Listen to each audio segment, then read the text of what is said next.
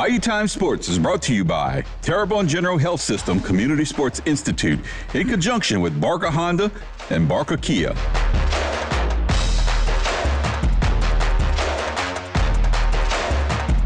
All right, welcome to Bayou Time Sports. I'm Martin Falls, and look who we have on the desk today. Dr. Lee Grafton, who's been a friend of our station for many, many years. Yes, sir. Has his show Keep On Casting. Y'all been doing this for quite a while now. Yeah, 6 years before that with Tony. Yeah, no doubt. Yeah. And of course, we had my brother Mike way back in the day. Yeah, so we were with Mike too. But you having too much fun. I mean, to be a doctor and to go out there and have your own TV show. And I used to send you little blurbs when I'd be watching your show with my mom, and y'all were cooking. I was going, man, that looks delicious, you know? It's amazing how much people like the cooking segment. Yeah, I mean, you're making me hungry at 6:30 or 7 in the morning. It's not good. Yeah. But y'all want a trip, and I got to tell the audience the reason I called you in. I saw the pictures, and I'm going, that's a big swordfish. Yeah. You would have had a state record if not for.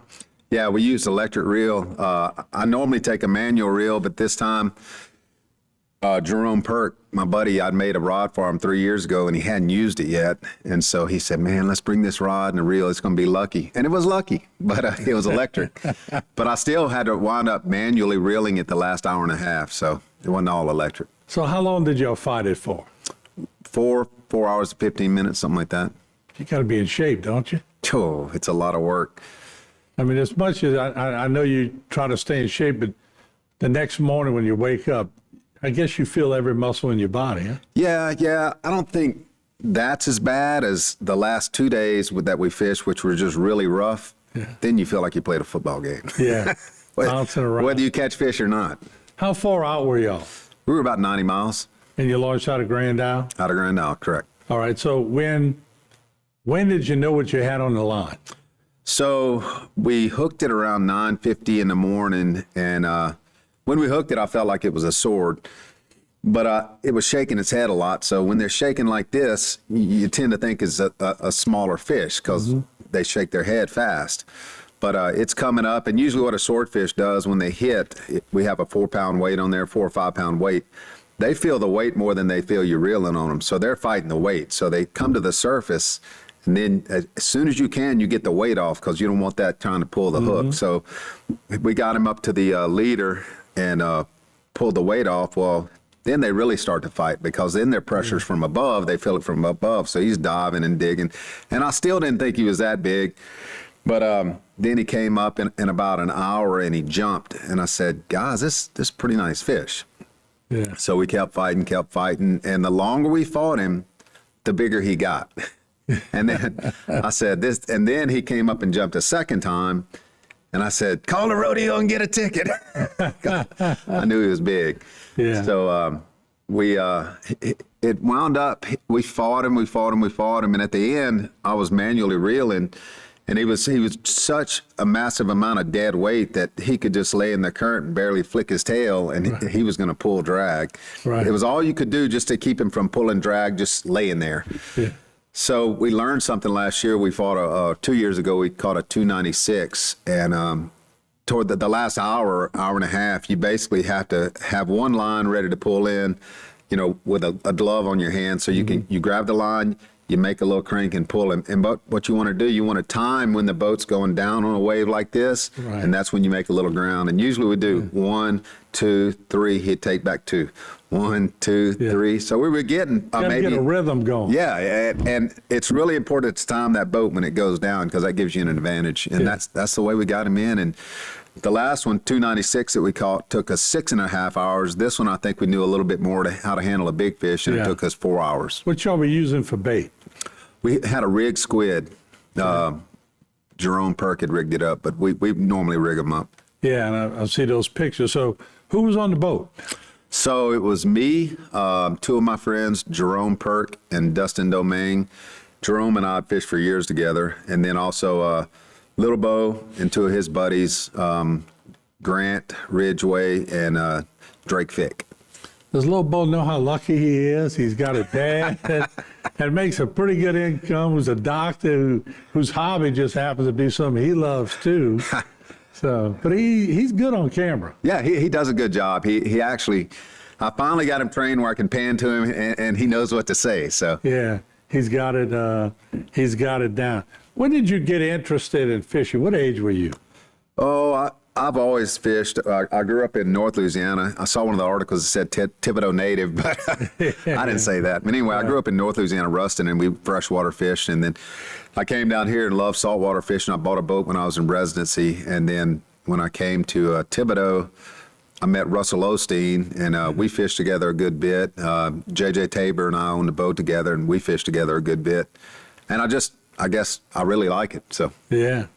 Oh, JJ, you know John Taberton, right? Oh, yeah, sure. I played ball against John when he was at Edie White. Yeah. John was a good athlete. Yep. Really, but he's still doing the same thing out there and still dealing with the car. Oh, yeah, Auto Center. That's my go-to guy. Oh, okay, all right. I'm just making sure. Let's do that. We'll take a break, and then I want to sort of morph into how you do this and to also keep the young generation doing this, and Sure. with all the ands and ifs and buts to go with it that they should or should not do. Yeah. And we'll figure it out, all right? We'll take a break. We're with Dr. Lee Grafton, who also has a show on HTV, and he showcases a lot of things on the show and takes a lot of people out on his show, memorable shows with a lot of big teams, high school teams. We'll take a break. We'll be right back. Stay tuned for more Bayou Time Sports, brought to you by Terrebonne General Health Systems and Barker Honda.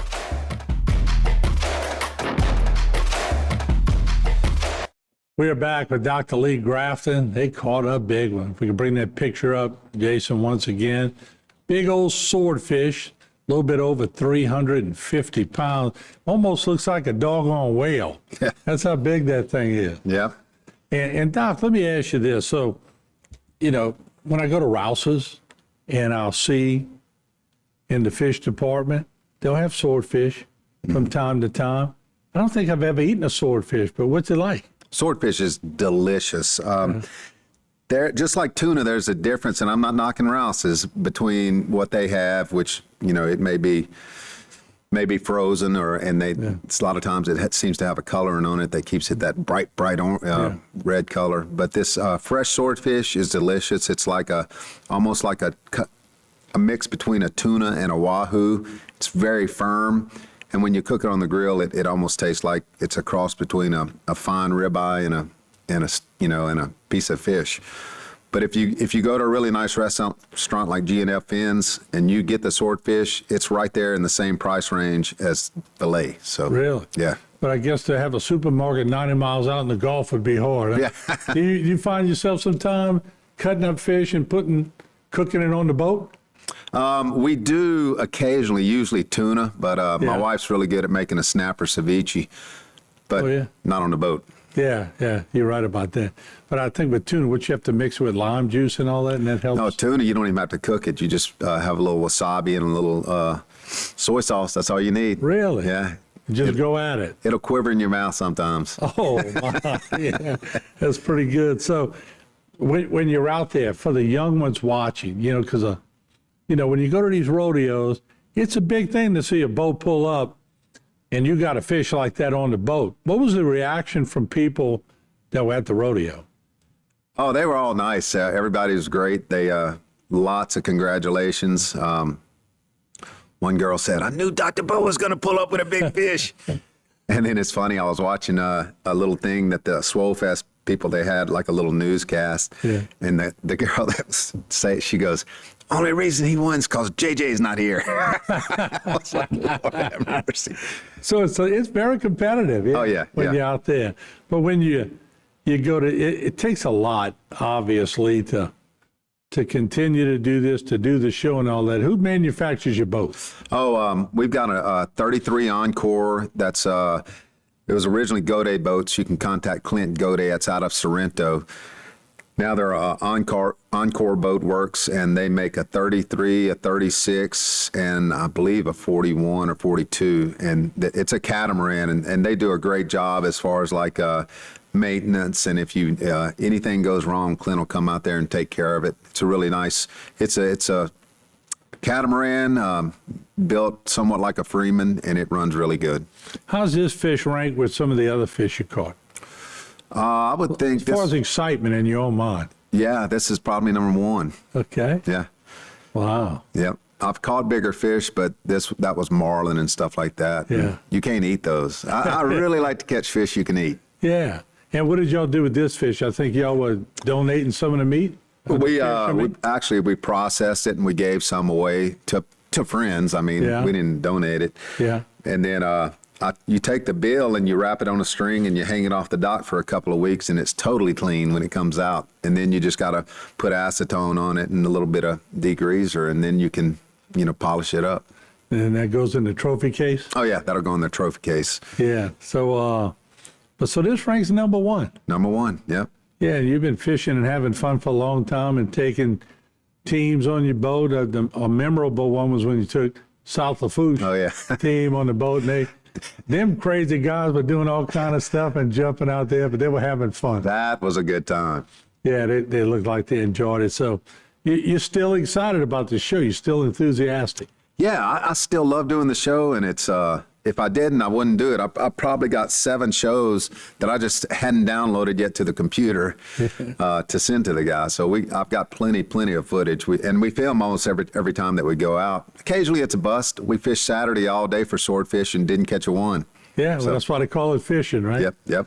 Yeah, I remember when Mike used to go out and we'd send the crews out and they'd come back, and it was a disappointing trip. But then you go the next 2, it's memorable. Right. So you just never know when it's going to take place. That's correct. Just tell people how can they get their kids involved in fishing and get them excited about that sport. Yeah, fishing's a great thing. I mean, it's not hard to get them involved because most kids love to fish. You can take them to a local pond. I mean, there's lots of ponds around here. Bayou Black Marina. Grand Isle is a great place because there's a lot of good fishing. They have the bridge out there that people fish off of. You can fish in the surf.